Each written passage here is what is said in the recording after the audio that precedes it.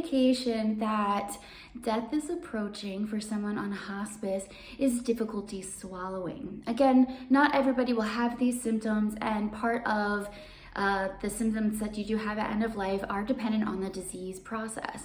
But difficulty swallowing is a common indication or showing that the body is slowing down. It's coming out of its life rhythm and moving into a different rhythm, a different pace, a different energy at end of life. So symptoms of difficulty of swallowing is that your loved one maybe refuse to take their medications. This does usually go hand in hand with not wanting to eat.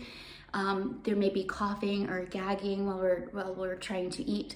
So what we can do is food can be mashed up to reduce the choking hazard. And that's the big thing here is that if your loved one is having difficulty swallowing, then eating becomes a choking hazard. So we want to avoid that. So again, we can mash up the food so that they can continue to eat.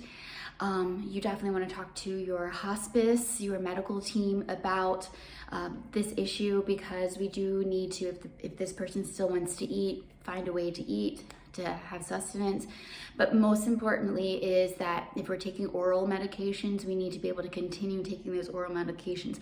So if we're having difficulty swallowing food, we're likely having difficulty swallowing medications in pill form.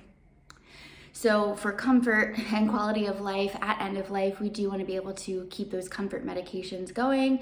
So if swallowing a pill is difficult, then perhaps we need to talk about different formulations, as in liquids, suppositories can be helpful, and then of course we have injectables. So I hope this helps give some indications about how swallowing can show where we're at in the process of death and dying.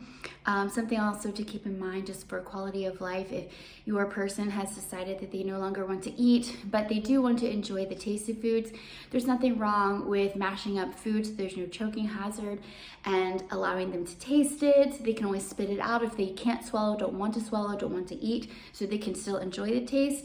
Also just the fragrance. So making these foods and having the smell can also be an enjoyable experience at end of life if one is having difficulty swallowing or no longer wants to eat. Thanks for watching.